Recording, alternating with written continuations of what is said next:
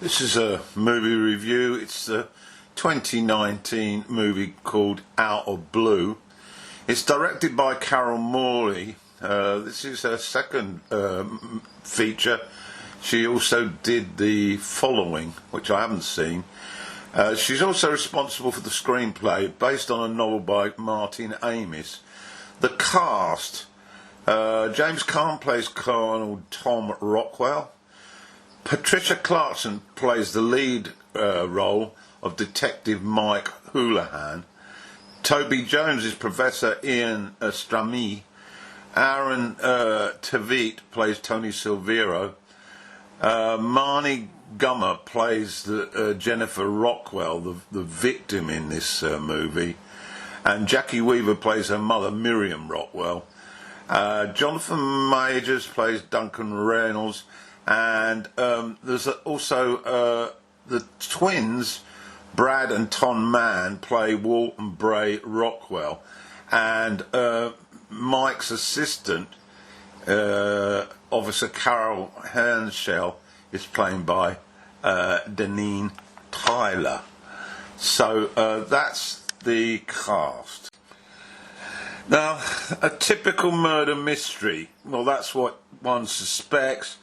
But, well, you can think again, really, because although this script written by Morley, based on the novel, appears on the face of it to be a murder mystery, it's a lot more than that. And it's an intoxicating watch, to say the least. Although, initially, for me anyway, I had difficulty following the early exchanges. The movie starts on a rooftop at night where a group of stargazers have met to listen to one Jennifer Rockwell, a brilliant astroscientist who's talking about things such as black holes, Schrodinger's cat, which apparently is an experiment, a paradox experiment regarding if you put a cat in a box with a deadly poison, after a while you don't know whether it's dead or alive. That's the paradox. And stars connectivity with humans.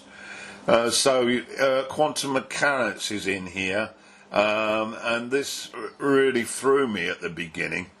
It does, however, blur a movie that in essence is about the death of this astroscientist, and that certainly is the initial sort of storyline. It's investigated by Detective Mike Houlihan, played brilliantly by Patricia Clarkson, but later, as she starts to piece things together by interviewing a list of suspects and family-related members, she starts to move away from a murder to a likely suicide. But that isn't the end of the matter, because she is driven to try and explain why, in the light of this woman having a successful career. And so she wants desperately to get a full explanation. Is there a disturbing motive that led to this tragic end? She asks. And we have a collection of oddball characters who could have been responsible for the tragedy. Initially a murder and latterly the suicide. Jennifer's parents, her father, Colonel Tom Rockwell, played by James Caan. Nice to see him back. He's an army veteran. He walks with a limp, and he experienced being a prisoner of war. So he's got a lot of skeletons in his closet. His wife Miriam, played by Jackie Weaver, she is an interesting character who adds snippets to the plot as the film unfolds, and these snippets tend to highlight that she's not exactly normal in her recollection of Jennifer's childhood. And then we have her work colleagues. For example, Professor Strummy, played by Toby Jones.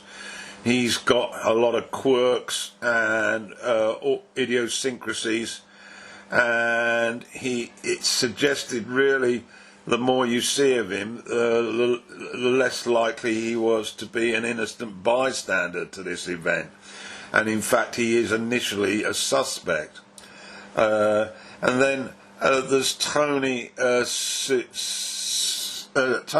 Silvero, who is played by Aaron Tveit. He's a physics teacher and was Jennifer's boyfriend at the time of the tragedy, and he's also taken into custody as a possible suspect due to the fact that he can't recall events that happened on the day, and his recollection is extremely poor. And finally, there's Jennifer's twin brothers. Well, they're a really kooky pair, a real amalgam of personality disorders. And there's a portrait of the family in the family home, which, when looking deeply into the eyes, suggests that this was a very dysfunctional family. So Mike is trying to unravel all this, and she isn't without her own difficulties. She is a woman who, when she says early on that she always wanted to be a homicide detective to be safe, you clearly get the feeling that there's something not too good about her childhood and what happened to her. And the answer, or possible answer, comes later on in a dream sequence near the end. Throughout the film, though, she experiences frequent feelings of nausea, from time to time faints, and also has extreme abdominal pains. But these all appear to be a psychological reaction, a psychological trauma. And so this adds to the plot as to what happened to her. And in the context of this sort of astrophysics beginning about feeling dead and alive at the same time, it really does make the film a much more interesting watch than your standard murder plot.